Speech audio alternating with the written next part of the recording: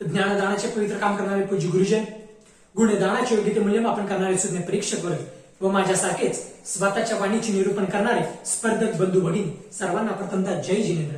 मी रोहन राजगोंडा पाटील आज आपल्या समोर विषय मांडतोय, जगा आणि जगू द्या.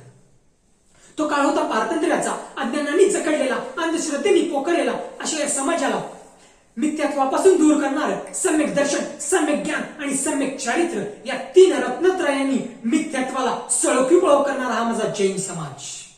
खरी देशभक्ती मोठ्या मोकळ्या हृदयाने बोलते, देशसेवेस उत्सुक असते, सल्ला देण्यास तयार असते व धैर्याचा व निष्ठेचा पाठलाग करते व देश सेवेचे नाते कायम उराशी ठेवते. त्यापैकीच हा माझा भारत देश. पण हाच भारत देश आमच्यासाठी एवढं करत असताना आम्ही भारत देशासाठी कसं जगतो याचं जातीवंत आणि जिवंत उदाहरण मित्रांनो आज आपल्या समोर दिसतंय. जगा आणि जगू द्या. कसं जगायचं आणि कसं जगवायचं हे प्रथमतः भगवान महावीरांनी या पृथ्वीच्या भूतलावर मित्रांनो सांगितलं.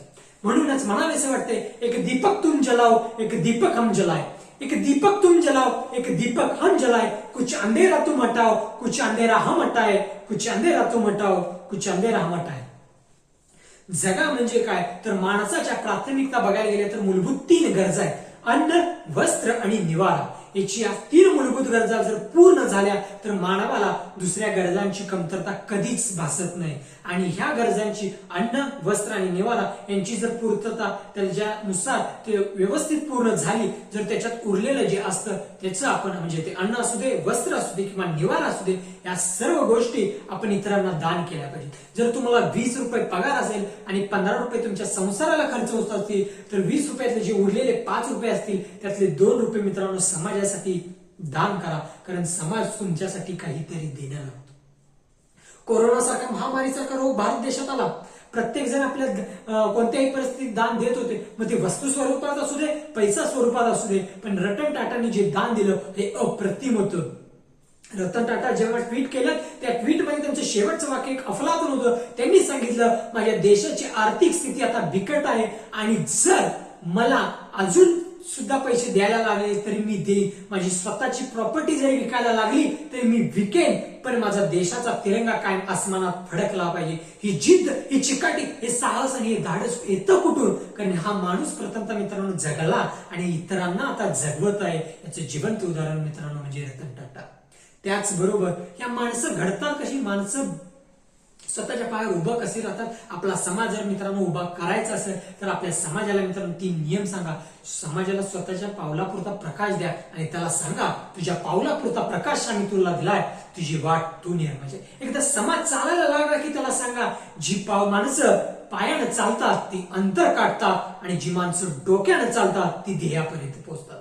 आणि एकदा समाज डोक्यानं चालायला लागला की त्याला तिसरा नियम सांगा, आपल्या शेतात आणि आपल्या डोक्यात काय पिकतं त्याच्यापेक्षा बाजारात काय विकतं हे ज्या समाजाला कळतं तोच समाज आज स्वतःच्या पायावर उभा राहू शकतो. हे आपल्याला कळणं मित्रांनो गरजेचं आहे.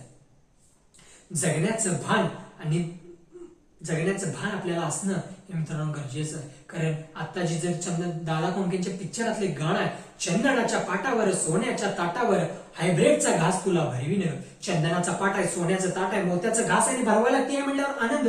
पण हेच गाणं जर माझ्यासारख्यानं म्हणलं, बाबळीच्या पाटावर जर्मनच्या ताटावर हायब्रिडचा घास तुला भरवीन, खायलाही बरं वाटत नाही, बोलायलाही बरं वाटत नाही, ऐकायलाही बरं वाटत नाही. पण मित्रांनो पाश्चात्य दुनियेत जगत असताना आपण भारतीय संस्कृती विसरत चाललोय.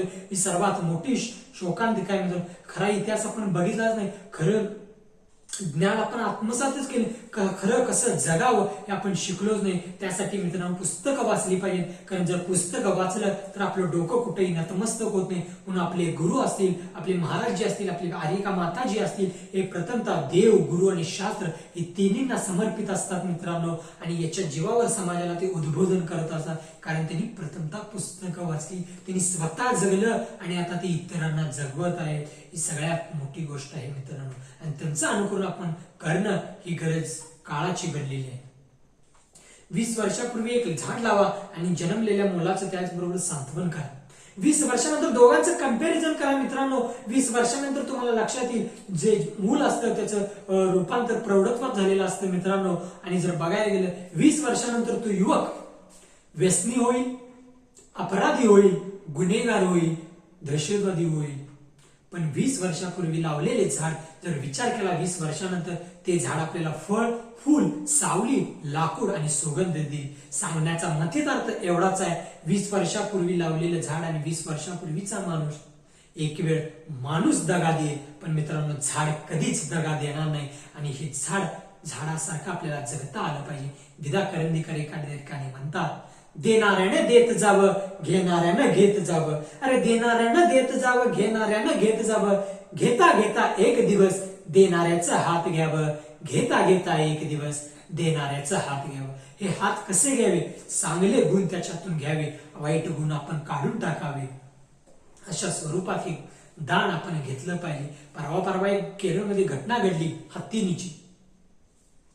हत्तीनी कशी जगते आणि कशी जगावायला शिकवते यातलं एक जिवंत उदाहरण मित्रांनो. ज्यावेळी त्या हत्तीला अननसातून स्फोटक देण्यात आली, हत्तीनीचा स्फोट झाला त्याच्या तोंडात आणि हत्तीच्या गर्भाशयात त्या पोटात एक छोटस गोंडस पिल्लू होतं मित्रांनो. ती झळ त्या पिल्लाला बसू नये म्हणून ती हत्तीनी 3 दिवस ते मित्रांनो त्या तलावात उभी होती. फॉरेस्टचे अधिकारी तिथे गेले होते. त्या हत्तीला भरपूर बाहेर काढण्याचा प्रयत्न केला, परंतु हत्ती तिथून हल्ली नाही ती आणि शेवटी ती मरण पावली. आणि मरण पावल्यानंतर तिचा पोस्टमार्टम करण्यात आला. पोस्टमार्टम केल्यानंतर छोटस गोंडस मृत्यू पावलेलं बाळ ते बाहेर काढण्यात आलं. आणि त्यानंतर ते पोस्टमार्टम केल्यानंतर समजलं की या पोटात हत्तीचे की बाळ होतं. पण त्या हत्तीने एवढा सुंदर संदेश दिला, स्वतः मरत असताना आपल्या पिल्लाला जगवायचं कसं, त्या पिल्लाला झळ लागू नये म्हणून थंडाव्याच्या ओलाव्याच्या ठिकाणी 3 दिवस उभी राहिली. स्वतः मरत असताना एवढं मोठं ती आई ती मायेचं पाजर करून त्या मुलासाठी करत होती मित्रांनो. आम्ही आमच्या आई वडिलांच्यासाठी काय केलं, आम्ही आमच्या समाजासाठी काय करतो, आम्ही आमच्या देशासाठी काय करतो हे बघणं गरजेचं आहे मित्रांनो. तर आत्ताच आपण एक परवाची घटना बघितली, बॉलिवूड सारख्या इंडस्ट्रीमधील एक कोणतं निधन झालं तर आपण स्टेटस ठेवतो, पण एका वर्षात 19,455 शेतकऱ्यांचे मृत्यू होतात, पण त्यांचे स्टेटस आपल्याला दिसत नाहीत. जगण्या वागण्याचे भान मित्रांनो आपल्याला बदललेला, ते कुठेतरी बदलण्याचं गरज आहे. आणि चांगलं जीवन जगलं पाहिजे, तर उद्याचा जैन समाज त्याचबरोबर भारत घडेल. आणि शेवटी जाता जाता एवढंच सांगतो, सूर्य कोणाला झाकत नाही, डोंगर कोणाला वाकवत नाही. सूर्य कोणाला झाकत नाही, डोंगर कोणाला वाकवत नाही. जैन असल्याचा अभिमान बाळग करेन, जैन कुणापुढे झुकत नाही.